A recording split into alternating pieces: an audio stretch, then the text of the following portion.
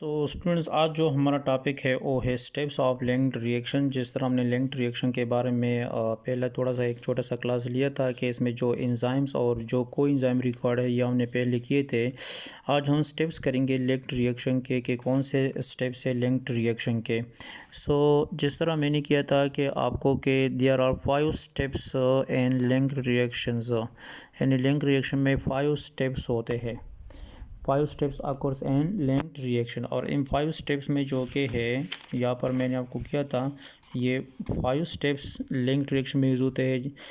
Linked reaction में इसमें क्या है, लिंक्ड रिएक्शन में पायरुवेट कन्वर्ट हो जाता है एसिटाइल को ए में, इसके लिए 5 स्टेप्स हैं।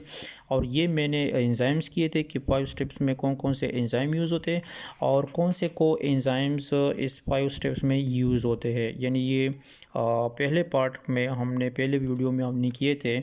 आज जो कि है हम पढ़ेंगे 5 स्टेप्स ऑफ लिंक्ड रिएक्शंस, जो 5 स्टेप्स है। पहले स्टेप में क्या होता है, फर्स्ट स्टेप से हम स्टार्ट लेते हैं। पहले स्टेप में जो कि है पायरुवेट एसिड आता है, पायरुवेट एसिड फ्रॉम ग्लाइकोलाइसिस, या जिसको पायरुवेट भी कहते हैं, और इसके साथ मिल जाता है थाइमीन पायरोफॉस्फेट, इसके साथ मिल जाता है थाइमीन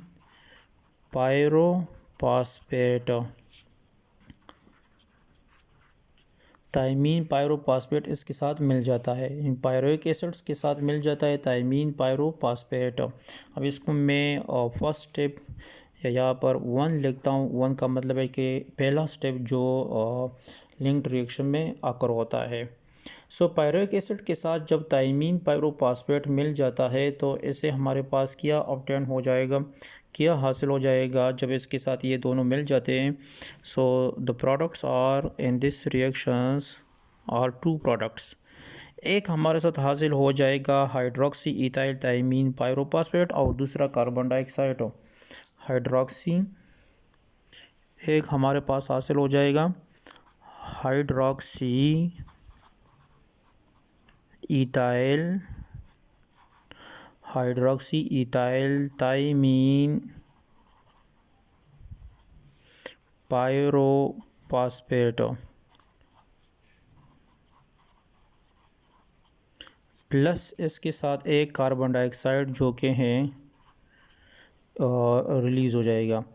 ये भी आपको यहाँ पर एक पॉइंट क्लियर करना चाहिए कि पायरुवेट एसिड जो कि ये 3 कार्बन कंपाउंड है। पायरुवेट एसिड या जो पायरुवेट है it is a 3 carbon compound, लेकिन जो एसिटाइल को ए है वो 2 कार्बन कंपाउंड है। पायरुवेट एसिड जो एक कार्बन इससे निकलता है और ये 2 कार्बन कंपाउंड में कन्वर्ट हो जाता है। ये एक कार्बन जो कि यहाँ पर कार्बन डाइऑक्साइड की शक्ल में निकलता है, ये कार्बन ए से निकल गया, यानी आगे जो इसे बनेगा ये 2 कार्बन कंपाउंड इसे बनेगा पायरुवेट एसिड से, क्योंकि पायरुवेट एसिड 3 कार्बन कंपाउंड है और एसिटाइल को ए जो कि है वो 2 कार्बन कंपाउंड है। पायरुवेट एसिड से 2 carbon compound in acetyl co ए जब बनता है तो दरमियान में एक कार्बन कहाँ से किस शक्ल में निकलता है, वो कार्बन डाइऑक्साइड की शक्ल में निकल जाता है। This is the first step of linked reaction. और इस पहले स्टेप में जो एंजाइम हमें चाहिए, इसमें E1 एंजाइम यूज़ होता है। E1 एंजाइम कौन सा था, यहाँ पर मैंने आपको किया था E1 enzyme pyruvate D carboxylase enzyme, या जिसको पायरुवेट डिहाइड्रोजनेज भी कहते हैं, E1 एंजाइम इसको कहते हैं।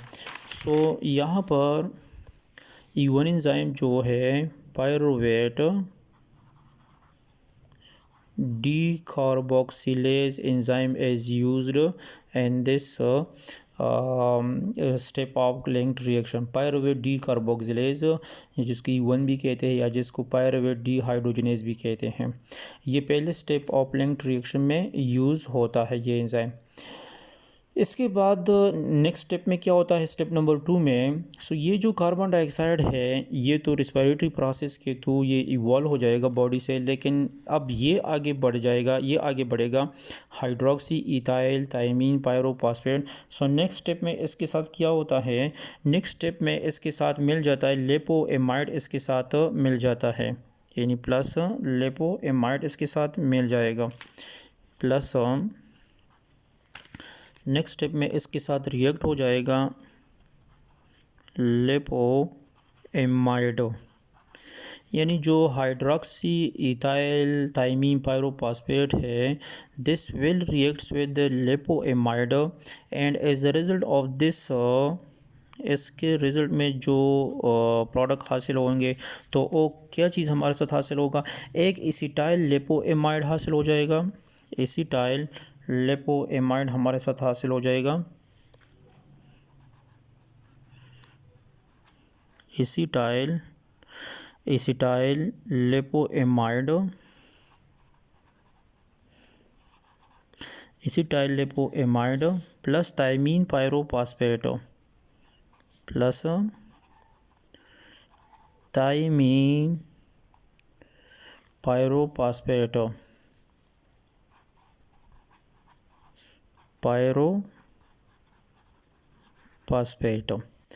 सो यहाँ पर मैं इसके लिए 2 लिखता हूँ। 2 का मतलब क्या है कि this is the second step of linked reaction. So इस सेकंड स्टेप में क्या होता है कि हाइड्रोक्सी इथाइल थाइमीन पायरोफॉस्फेट के साथ लिपोएमाइड जो कि है ये मिल जाता है, यानी हाइड्रोक्सी इथाइल थाइमीन पायरोफॉस्फेट जो स्टेप नंबर 1 में हमारे साथ हासिल हुआ था, इसके साथ लिपोएमाइड जो कि है कंबाइन हो जाता है और ये हमें 2 चीज़ें देगा, एक एसिटाइल लिपोएमाइड और दूसरा थाइमीन पायरोफॉस्फेट। यहाँ पर अगर आप देखते हो सो ये जो थाइमीन पायरोफॉस्फेट है, थाइमीन पायरोफॉस्फेट ये एक कोएंजाइम था जो स्टेप नंबर फर्स्ट, यहाँ पर आप देख सकते हो थाइमीन पायरोफॉस्फेट जो स्टेप नंबर फर्स्ट में यूज़ हुआ था, पायरोइक एसिड के साथ ये कंबाइन हुआ था। सो मैंने आपको पहले भी कहा था कि एंजाइम और को enzyme after reactions, after the completion of reaction ये हमारे साथ वापस ओरिजिनल फॉर्म में हासिल होंगे। सो ये थाइमीन पायरोफॉस्फेट हमारे साथ दोबारा हासिल हो गया। अब ये तो यहाँ पर आकर ये थाइमीन पायरोफॉस्फेट जो कि हैं ये दोबारा आकर नेक्स्ट पायरोएट या पायरोइक एसिड के साथ ये यहाँ पर यूज़ होगा। अब रिएक्शन जब आगे बढ़ेगा थर्ड स्टेप की तरफ तो ये एसिटाइल लिपोएमाइड आगे बढ़ेगा, एसिटाइल लिपोएमाइड स्टेप नंबर 3 की तरफ बढ़ेगा। अब यहाँ पर इसके साथ स्टेप नंबर 3 में क्या चीज़ यूज़ होता है, तो यहाँ पर को एंजाइम ए यूज़ होता है प्लस को एंजाइम ए, को एंजाइम ए या इसको शॉर्टकट हम को ए बी कहते हैं। सो नेक्स्ट स्टेप में यहाँ पर मैं इसके साथ लिखता हूँ 3। सो 3 का क्या मतलब है कि step number 3 of linked reaction, linked reaction का स्टेप नंबर 3 है। सो इसमें क्या होगा कि जो एसिटाइल लिपोएमाइड है जो स्टेप नंबर 2 में हमारे साथ ऑब्टेन हुआ था, ये इस को ए के साथ मिल जाएगा।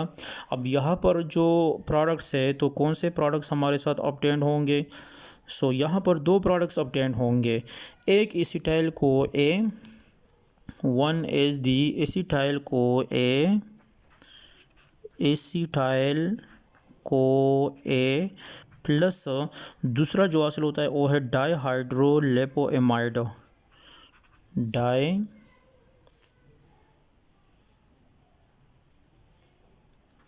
हाइड्रो लिपोएमाइड, डाईहाइड्रोलिपोएमाइड। सो ये 2 प्रोडक्ट्स हमारे साथ ऑब्टेन हो जाएंगे, एक एसिटाइल को ए और दूसरा डाईहाइड्रोलिपोएमाइड।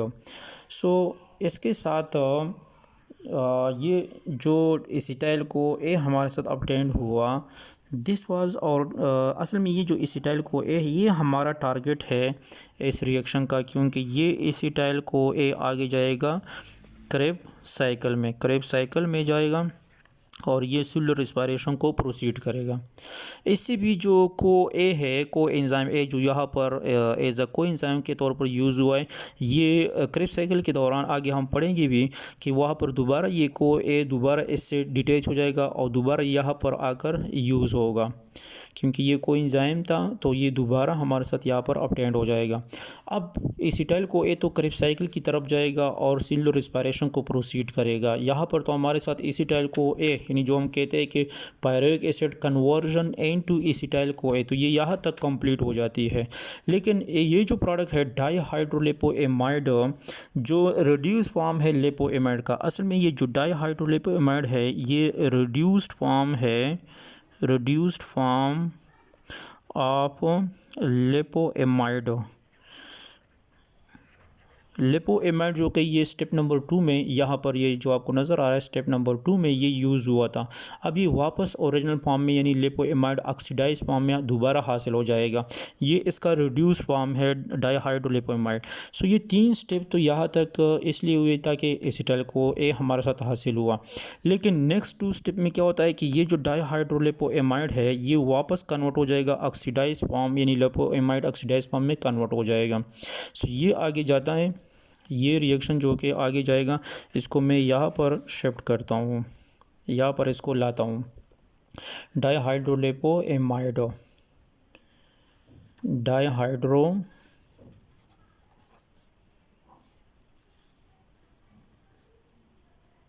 डाईहाइड्रोलिपोएमाइड जो रिड्यूस फॉर्म है लिपोएमाइड का। सो ये अब हम करते कि इसके साथ नेक्स्ट यानी स्टेप नंबर 4 में क्या होगा। इसके साथ मैं यहाँ पर लिखता हूँ 4 नंबर 4 का क्या मतलब है कि लिंक्ड रिएक्शन का ये स्टेप नंबर 4 अभी चल रहा है। ये जो तो रिएक्शंस थे स्टेप 2 और स्टेप 3। स्टेप 2 में क्या था कि हाइड्रोक्सी इथाइल थाइमीन पायरोफॉस्फेट के साथ लिपोएमाइड की रिएक्ट हो जाते थे दोनों, और एसिटाइल लिपोएमाइड और थाइमीन पायरोफॉस्फेट हासिल होता। इसमें भी जो एंजाइम यूज़ होता है तो ये A2 एंजाइम है, E2। और इस रिएक्शन में भी थर्ड स्टेप में जो कि है इसमें भी E2 यानी E2 एंजाइम जो कि है E2 एंजाइम हमारे साथ कौन सा एंजाइम है, E2 एंजाइम हमारे पास है डाईहाइड्रोलिपाइल ट्रांसएसिटाइलेज। डाईहाइड्रोलिपाइल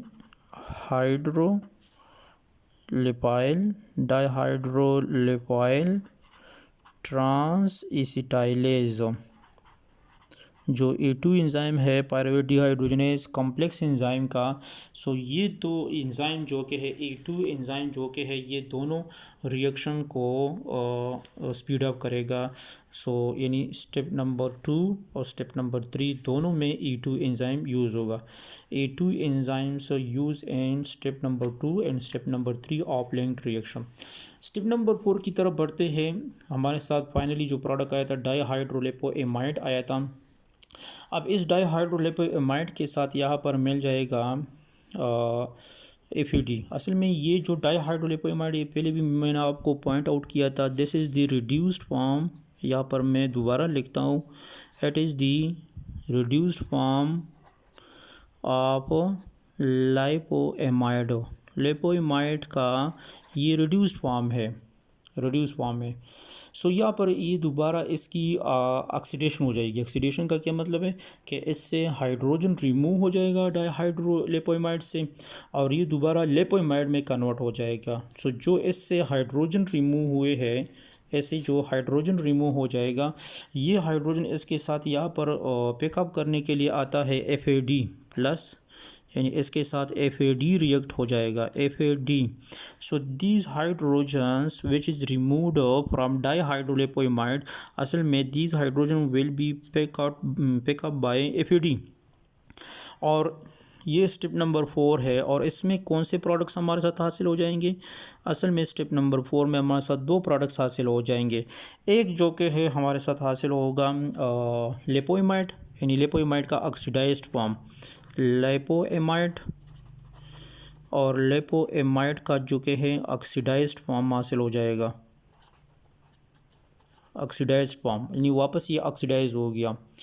और ये लिपोएमाइड जो कि है this will again used in step number 2 of linked reactions. ये यहाँ पर आकर दोबारा यूज़ होगा और इससे जो हाइड्रोजन रिमूव हुआ था सो ये हाइड्रोजन FAD के साथ मिल जाएंगे और ये FAD कन्वर्ट हो जाएगा FADH2 में कन्वर्ट हो जाएगा। सो डाईहाइड्रोलिपोएमाइड से तो हमने लिपोएमाइड को वापस हासिल किया और ये दोबारा स्टेप नंबर 2 में यूज़ होगा। लेकिन जो FAD ने यहाँ पर FAD जो कि है ये ऑक्सीडाइज फॉर्म था, ये रिड्यूस फॉर्म में कन्वर्ट हो गया। अब ये रिड्यूस फॉर्म है FAD का। सो FAD को वापस हासिल करना है। जितने भी कोएंजाइम यूज़ होते हैं ये दोबारा ओरिजिनल फॉर्म में हासिल होंगे, इसलिए यहाँ पर स्टेप नंबर 5 की तरफ बढ़ते हैं। यहाँ पर स्टेप नंबर 5 आकर होगा और यहाँ पर मैं लिखता हूँ 5 नंबर यानी step number 5 of glycolysis. Step number 5 में क्या होगा कि लिपोएमाइड यहाँ पर तो ख़त्म हो गया क्योंकि ये जाकर सेकंड नंबर स्टेप में दोबारा अब यहाँ से FADH2 आगे बढ़ेगा। सो इस FADH2 के साथ ये यहाँ पर दोबारा FADH2 दोबारा ऑक्सीडाइज्ड हो जाएगा। ऑक्सीडाइज का क्या मतलब है कि इससे दोबारा हाइड्रोजन रिमूव हो जाएगा और इसके साथ यहाँ पर क्या मिल जाएगा स्टेप नंबर 5 में, इसके साथ NAD जो ऑक्सीडाइज्ड फॉर्म में है ये मिल जाएगा। NAD ऑक्सीडाइज फॉर्म में जो है इसके साथ मिल जाएगा। सो यहाँ पर जो हाइड्रोजन थे FAD के साथ ये NAD पिकअप करेंगे। सो इसके रिज़ल्ट में क्या हो जाएगा, so as a result of this step number 5 हमारे साथ दो प्रोडक्ट हासिल होंगे। एक FADH2 जब हाइड्रोजन को रिमूव करता है तो ये दोबारा FAD में कन्वर्ट हो जाएगा। FAD जो ऑक्सीडाइज फॉर्म था इसमें कन्वर्ट हो जाएगा, प्लस ये जो हाइड्रोजन इसने NAD ने पिकअप लिए मतलब रिसीव किए तो ये NADH2 में कन्वर्ट हो जाएगा, NADH2 में। अब ये जो FAD है, FAD ये दोबारा जाकर स्टेप नंबर 4 में यहाँ पर यूज़ होगा, डाईहाइड्रोलिपोएमाइड के साथ मिल जाएगा। सो यहाँ पर FAD की कहानी तो ख़त्म हो गई, लेकिन जो NADH2 है, NADH2, अब इससे रिलेटेड मैं आपको दो बातें बताता हूँ। NADH2 से रिलेटेड मैं आपको दो बातें बताता हूँ।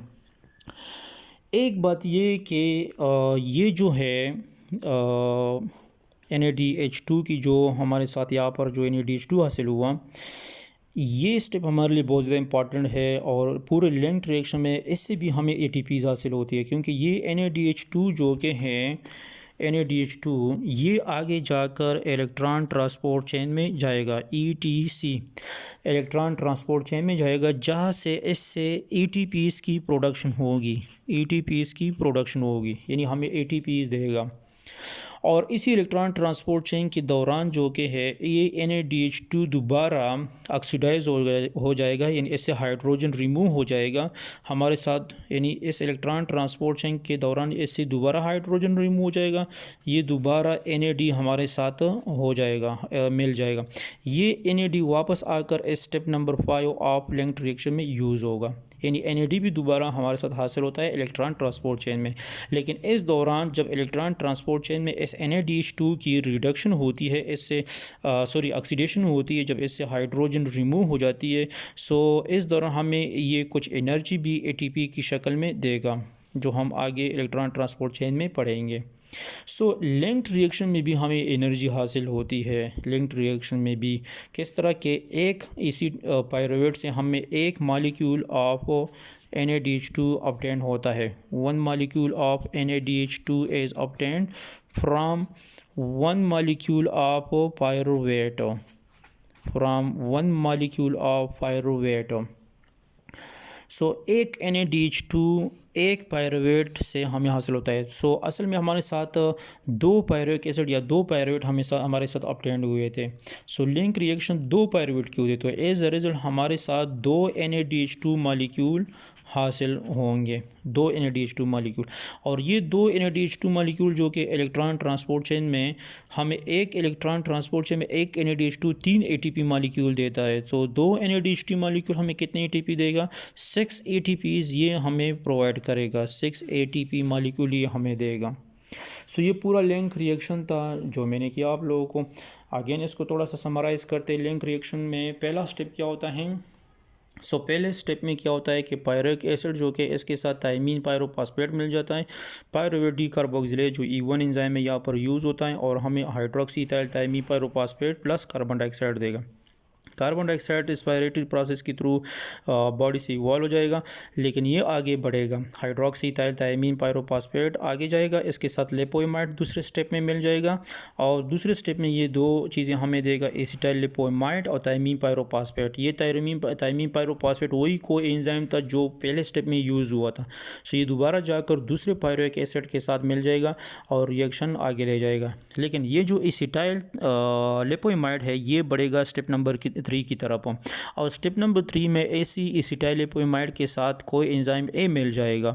सो ये हमें दो प्रोडक्ट्स देगा, एक एसिटाइल को A और दूसरा जो कि है डाईहाइड्रोक्सी लिपोइमाइड देगा। एसिटाइल को एच जो कि ये तो क्रेब साइकिल की तरफ बढ़ेगा, जो आगे सेलुलर रेस्पिरेशन को प्रोसीड करेगा, लेकिन जो डाईहाइड्रोक्सीलिपोएमाइड है ये यहाँ पर आकर स्टेप नंबर 4 की तरफ बढ़ेगा। डाईहाइड्रोक्सीलिपोएमाइड स्टेप नंबर 4 की तरफ बढ़ेगा और स्टेप नंबर 4 में क्या होगा कि इसकी दोबारा ऑक्सीडेशन हो जाएगी। ऑक्सीडेशन का क्या मतलब है कि हाइड्रोजन इससे वो दोबारा रिमूव हो जाएगा और ये डाईहाइड्रोलिपोएमाइड कन्वर्ट हो जाएगा ऑक्सीडाइज्ड फॉर्म में। इसका ऑक्सीडाइज्ड फॉर्म कौन सा है? लिपोएमाइड है।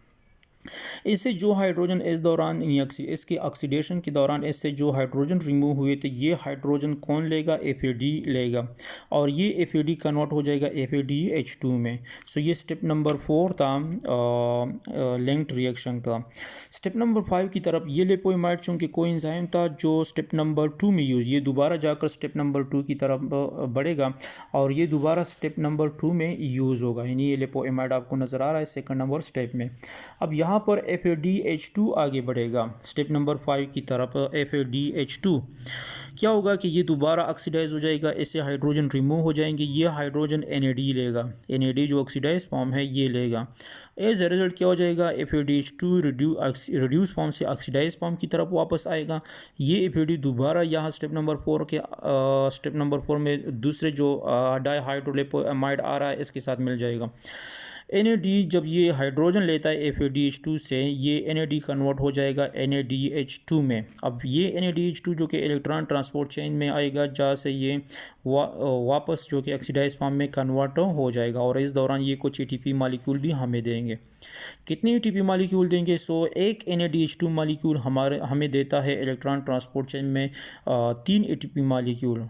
यहाँ पर हमारे साथ चूँकि एक पायरुवेट के लिए हमने सारा डिस्कशन किया, लेकिन हमारे साथ ग्लाइकोलाइसिस में 2 पायरुवेट ऑब्टेन्ड हुए थे, 2 पायरुविक एसिड ऑब्टेन्ड हुए थे। इसलिए 2 पायरुविक एसिड हमें 2 NADH2 मालिक्यूल देगा और ये 2 NADH2 molecule electron transport chain में हमें 6 ATPs देगा। इसी तरह लिंक्ड रिएक्शन में भी हमें 6 ATPs, नेट 6 ATPs हमें हासिल होते हैं। इसमें मैं एक चीज़ को भूल गया था कि ये जो स्टेप नंबर 4 और स्टेप नंबर 5 है, इन दोनों में E3 एंजाइम यूज़ होता है, यानी इन दोनों रिएक्शन को कौन कैटालाइज करता है?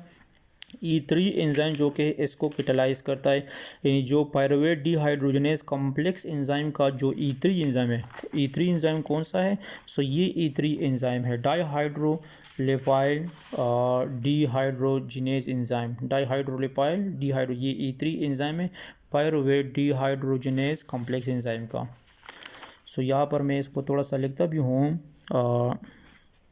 डाईहाइड्रोलिपाइल